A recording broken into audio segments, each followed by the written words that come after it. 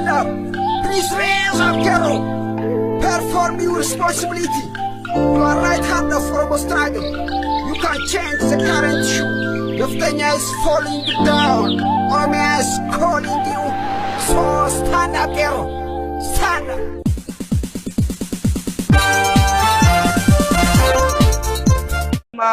Millennium kan sirna simanna adda bilisummaa Oromoo dhiifama sirna simannaa miti barii Finfinnee jechuudhaan qophii addaa qophaa'e kana kan bakka sanatti argamna.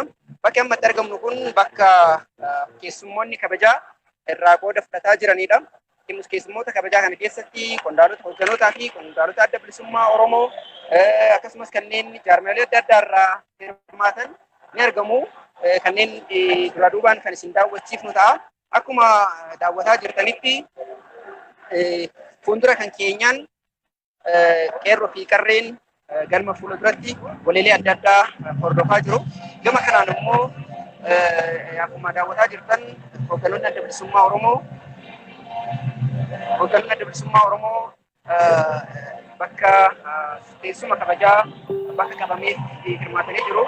Akkuma fuulduratti argaa jirtan Ayyaana adda bilisummaa Oromoo Daawud Ibsaa kun asitti akkuma argaa jirtan miseensota hoogganaa adda bilisummaa Oromoo kan sadarkaa olaanoo yookaan immoo miseensota shanee gumii adda bilisummaa Oromoo gamteessaa biroo yookaan jaallatee Abdul Shakoor akkasuma immoo paartii KFO irraa kanneen asitti argitan kunneen hoogganaa adda bilisummaa Oromoo Ayyaana adda bilisummaa Oromoo Daawud Ibsaa miseensa shanee gumii sabaa adda bilisummaa Oromoo Mikaa'el Booran akkasuma Abdii Raggaasaa sagantaa kanarratti warreen hirmaatan keessatti argamu. Akkasuma immoo keessummoonni kabajaa warreen kanneen hafanillee ni argamu. Akka nu hordofan isiniin jedha jechuudha.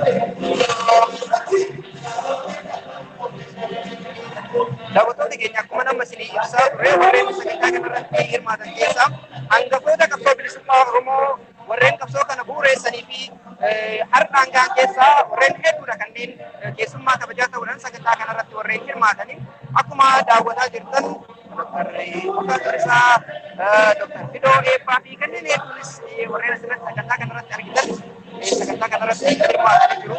Hoogganoonni, qondaalonni akkasuma keessummoonni kabajaas iddoo isaanii qabatanii sagantaa kanarraa qooda fudhataa jiru. Sagantaan waltajjii irraa sirbii deemaa jira. Akkasuma immoo warreen sagantaa kanarratti hirmaatanis kanneen biroos ni argamu. Hayyoonni hirmaatanii jiru. Hayyuu ogeessaa baankii addunyaa kan Dr. Kabbadaa Fedhasaa as jiru. Kanneen biroonis kanneen akkuma daawwataa jirtan kunoo Daarektarri miidiyaa keenyaa Soorsan as jiru. Soorsan dabalaa kanneen biroos hedduu dhagaa hundumaa warreen hayyoota hoogganaa dabsummaa Oromoo kan sadarkaa miseensota galee gumii ta'an miseensota yoo Toleeraa Adabaa Jabeessaa Gabbisaa akkuma reebsa jedhee miseensota dabsummaa Oromoo keessaa kanneen ta'an kan akka Jaaltaa namoonni hedduun sagantaa kanarratti warreen hirmaatan waltajjii kanarratti iddoo VIP yookaan immoo iddoo keessummaa kabajaa jedhamuudhaan qabameetti kan ammaa kan argamu gara olaanaatti jechuudha. Namoonni hedduun sagantaa kanarratti argamanii jiru. Gama kanatti immoo akkuma argaa jirtan miseensota hoogganaa dabsummaa Oromoo kanneen miseensota gumii sabaa ta'an Milkeessaa Irkoo akkasuma Jaalbiftuu Qadiidaa, Jaalamaan Filee akkasuma Jaalu Gammachiis qondaaltonnii fi miseensonni dabsummaa Oromoo kanneen sagantaa kanarratti hirmaatan hedduudha. Hawwan shamarran qeerroo fi qarreessa akkasuma kanneen sagantaa kanarraa warreen qooda fudhatan jechuudha. Sagantaa kanarratti abbootiin gadaa hayyoonni gurguddoonnis sagantaa kanarraa qooda fudhatanii jiru. Warreen sagantaa kanarraa qooda fudhatanis akkasuma fakkiiwwan siinqee sagantaan kun waltajjiirraa walii deemaa jira.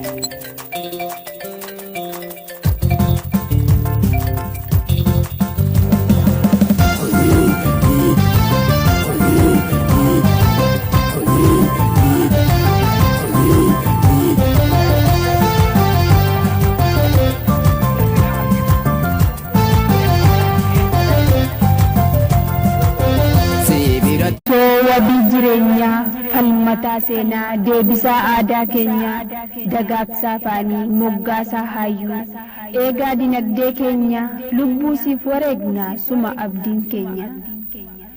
ABO finciloota Oromoo sirnaan qindeessite siyaasaa fidhannoo waliin kurfeessite falammii daangaa Oromoo seenaaf haaromsite alaabaa Oromoo ol kaastee fal'iste hunda agarsiifte siif beekaa alagaa hamilee masaanuu baay'ee busheessite deggeraa kee hundaa lolaaf si'eessite daandii bilisummaa lammiif mijeessite kallachummaa Oromoo hojiin dhugeessite.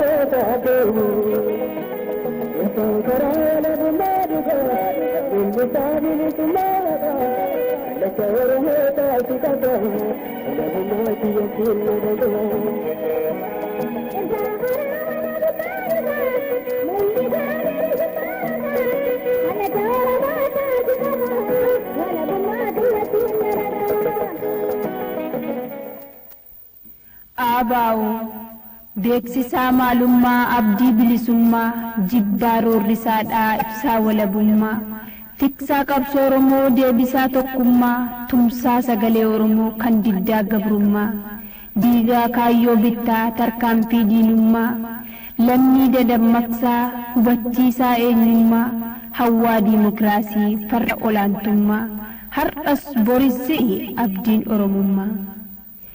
Aabaawoo jiraachuu kee hundaa sobaan jijjiiranii addunyaa marattuu olola oofanii goobanaa haarawaa horiin gowwoomsanii si balleessuuf jecha maqaa keen ka'anii deggeraa kee hundaa afaan fajjeessanii waan hin taane hundaa sirratti tasaasanii hin milkoofneen malee baay'ee carraaqanii akeeka kee bakkaan ga'uuf jecha dhiira dhalaa hin jenne lubbuusiif gumaacha hunduusiif birmataa hin eegu waamicha si jalatti hiriiraa hin ta'uu garbicha kan biraa si diiguuf guuttatee garaacha hamii waliin dhahaa hadheessee kaayyicha deggeraa kee hundaa afeera reebicha sanyiitu sanyii nyaate hubadhaa baricha garuu yaa Oromoo osoo waliif naane qilleensi nun seenu yoo tokkicha taane.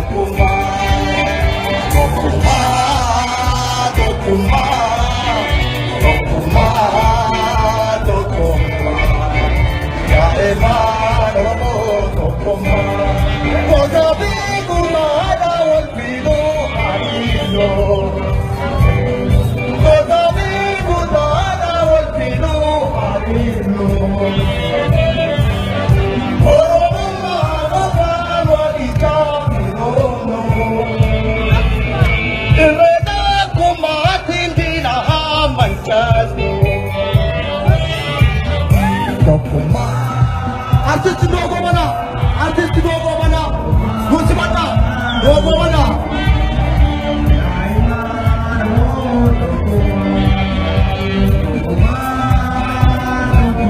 Artist Gogo mana, lugar na tayo mata.